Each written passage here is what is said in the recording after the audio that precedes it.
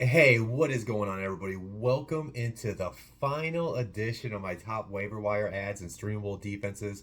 I can't believe we are in the final week of fantasy football. At least for those that play in season the right way, where the 17th week is the championship game. I do know there are people that are going to be playing in championship games next week. There will be daily lineups next weekend as well. But with that being said, this is the official final week of fantasy football.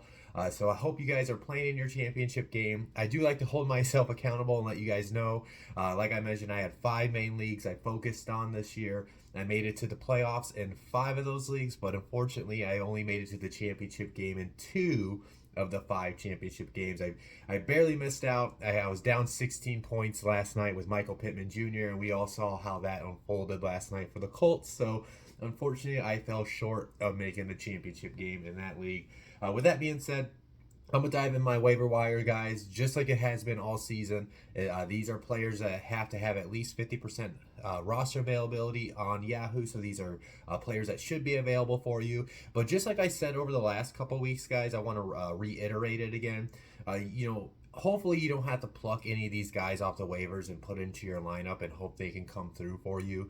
I'm a big believer in playing the players that got you to this point. Don't overthink things, even if they kind of had a down game last week, but you still got to the championship game.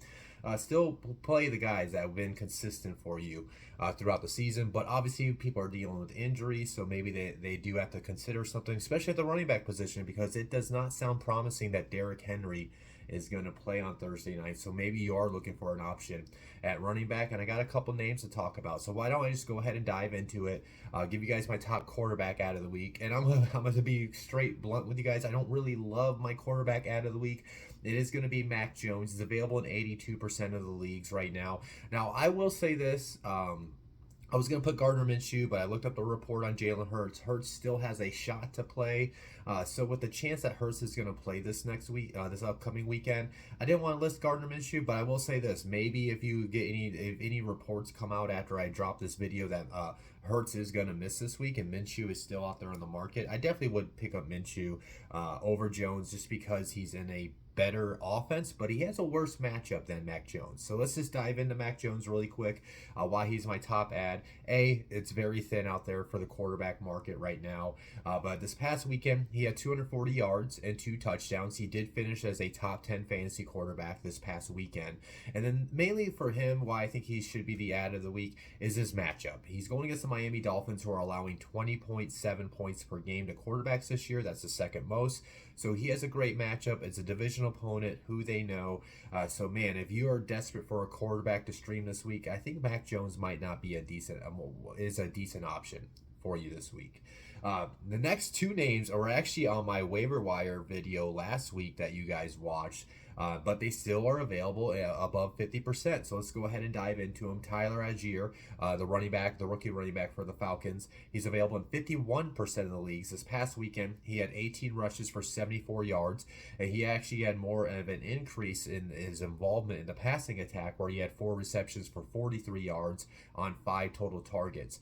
Over the last 2 games, he's gotten at least 15 touches, and he's got a good matchup this week against the Arizona Cardinals. The Cardinals are giving up 20.6 points per game to running backs this year. That is the 7th most allowed. So maybe if you are a Derrick Henry manager and you're kind of struggling right now, you didn't really have the depth entering the playoffs, go see if Tyler Algier is out there, and he's a decent play to put into your lineup. He's a RB2 this week based on this matchup. He's a really strong flex play as well. My other guy that was on my last week's ad of the week, I'm going with Jahan Dotson. He's available in 77% of the leagues. Now, last week I said you guys wanted to add him just in case Terry McLaurin or Curtis Samuel got hurt this past weekend. They did get hurt, but it didn't matter because Dotson's starting to get more involved within this Washington offense. This past weekend, he had 6 receptions for 76 yards on 9 targets. Over the last 3 games, he's received at least 6 targets. 2 of the last 3 games, he's gotten at least 9 targets. Now this weekend, he doesn't have necessarily the greatest matchup on paper. He's going against the Cleveland Browns, who are allowing 20.1 points per game. That is the 10th fewest amount in the NFL. But as I said before in these last couple weeks, remember it's cutthroat time. So maybe if you're the opponent you're playing in your championship game, needs a wide receiver, and Jahan Dotson happens to be the best wide receiver on the market, and you have a player that your opponent won't really need, maybe it's a extra running back, maybe you do carry two tight ends or quarterbacks, I'd drop one of them and pick up Algier to prevent, pick up Dotson to prevent your opponent from getting him. My tight end out of the week, which I think is a good streaming tight end, is going to be Greg Dulcich. Greg Dulcich is available in 50% of the leagues. This past weekend, he had 4 receptions for 39 yards and 1 touchdown, and he had my sweet spot for targets. Excuse me. I apologize on that. I try to hold that in as long as I can. Let's get right back on track. He got to my sweet spot in targets for tight ends. He had at least 8 targets. So you guys know I love tight ends that get 8+ targets. And then when you look at the last 4 games, he's gotten at least 8 targets in 3 of the last 4 games for Denver. And then this weekend, they're going against the Kansas City Chiefs. The Chiefs are giving up 7.8 points per game. That's the 11th most allowed to tight ends. And then we guys saw what the Rams did to the Broncos. They put 50 points up on them.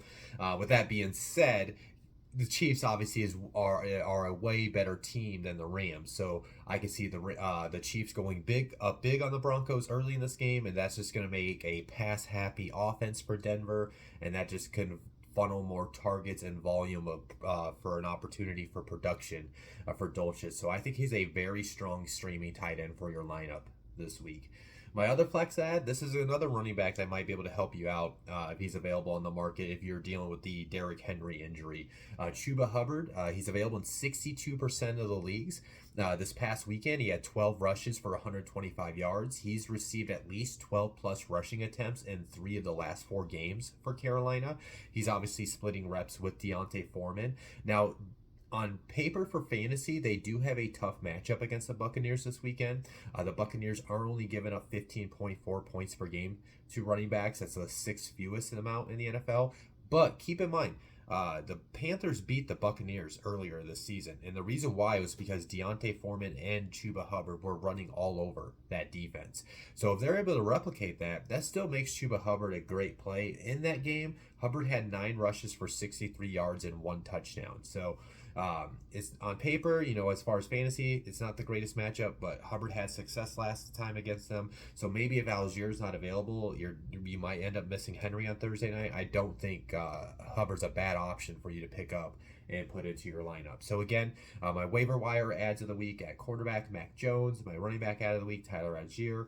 My wide receiver ad of the week is Jahan Dotson. My tight end ad of the week is Greg Dulcich. And my flex ad of the week is Chuba Hubbard. Moving into my top streamable defenses, again, these are available at least 50% of roster availability, so there's a good chance that they're available for you. And my top ad of the week, my top streaming defense of the week, I am going to go with the Jaguars against the Texans. Jaguars are available in 81% of the leagues. I know the Texans have been playing good football over the last few weeks, but it's not like they're putting up a lot of points. They're just playing teams very tough, right? And then the Jaguars are on a hot streak right now. They're looking to close out and end up being the AFC South champs, so they're going to want to win this game. They got a good defensive front with Josh Allen up front that can get after the quarterback to get those sacks and potentially force those turnovers. And again, I just think the Texans are low-hanging fruit for you to stream a defense against, even though they have been playing good football over the last few weeks. Next streaming defense, I'm going to go with the Giants against the Colts. The Giants are available in 88% of the leagues, and this is strictly because the Colts are a complete dumpster fire on offense. They can't get first downs. They're terrible on third down situations. They don't know how to score touchdowns. And as we saw last night with Nick Foles, he threw 3 interceptions. In my opinion, I think they might as well throw Sam Ehlinger in there. It doesn't sound like they're going to do it as of now. It sounds like they are going to stick with Nick Foles, but whether it's Sam Ehlinger or Nick Foles, both those guys aren't great quarterbacks. They're prone to turn the ball over, so there's a lot of sack opportunity for that Giants defense, and there's a potential lot of turnovers that could turn into touchdowns for you this weekend. So I think the Giants are a great streaming option. My number 3 streaming option actually paid off last night for those that went with them. The Chargers against the Rams. The Chargers are available in 65% of the leagues right now. I was going to mention Joey Bosa is supposed to come back to practice this week, but I will be honest with the Chargers clinching the playoff spot last night. I don't necessarily see them rushing him back. I think they'll take the full 21 days. Once he gets to practice, they have 21 days to activate him off of IR. I think they'll just carry that into the playoffs and get him fully healthy for the playoff run since they're already in. But with that being said, they still got Khalil Mack, Derwin James. They got guys that can turn the ball over. Kenneth Murray's a very good linebacker. And that Rams offense, as much as it might have looked good against the Broncos, it's still a mess. They still have a hodgepodge of a offensive line. So I can see a ton of sacks. And we do know that Baker Mayfield is also prone to turning the ball over, especially when he gets under pressure. So I could see Khalil Mack harassing him throughout the game this weekend. My next one, next two are actually going to be from the same game. My number 4 streamable defense, I am going to go with the Jets against the Seahawks. The Jets are available in 61% of the leagues right now. This is mainly because, man, the Seahawks are like hit the wall as far as an offense. Tyler Lockett's likely not going to play in this game. We saw how much of a mess they were when anytime they got down to the scoring position against the Chiefs this past weekend. And so I just think the combination of the Seahawks all of a sudden struggling heavily on offense, and then I think the Jets have a really good defense. I could see there could be the potential for the sacks, and then I could see the potential for the turnovers as well. And then flipping on the other side, Seahawks against the Jets. Seahawks are available in 71% of the leagues.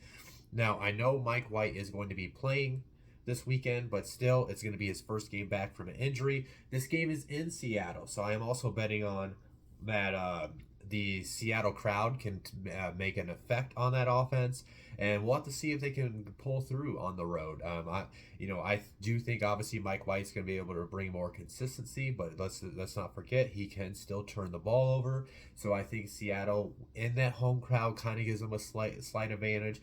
Now, I will say this: the Seahawks defense, to me, this is more of a 12 or 14 team league play. I hope you don't have to depend on them in like a 10 team league. But as you get deeper in the playoffs, less people play, so less defenses are dropped out there on the waivers. So maybe that is a defense you do have to consider this week.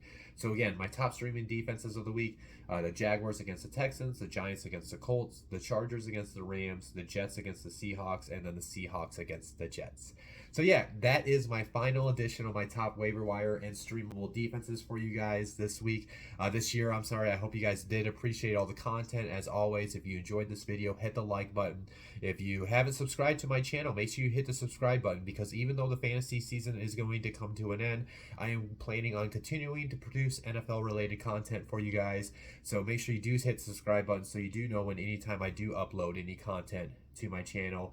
As always though, if there's any waiver wire names or streaming defenses I did not talk about you want to get my opinion on, get in my comment section. I'll reply to your comment as soon as I can. You can get after me in my DMs on social medias. You can follow me at Cody Talks NFL. I'll get back to a DM. As I always say, if you got my number, you can get back to me on that. As far as the next time you'll see me, I am going to do my start sits video. I will actually be recording that tomorrow morning. So you guys should be getting that by maybe either late morning or early afternoon before I have to take back off to Tampa tomorrow. So with that being said, that's when you guys will see me next. I'll see you then. Talk to you later. Peace out.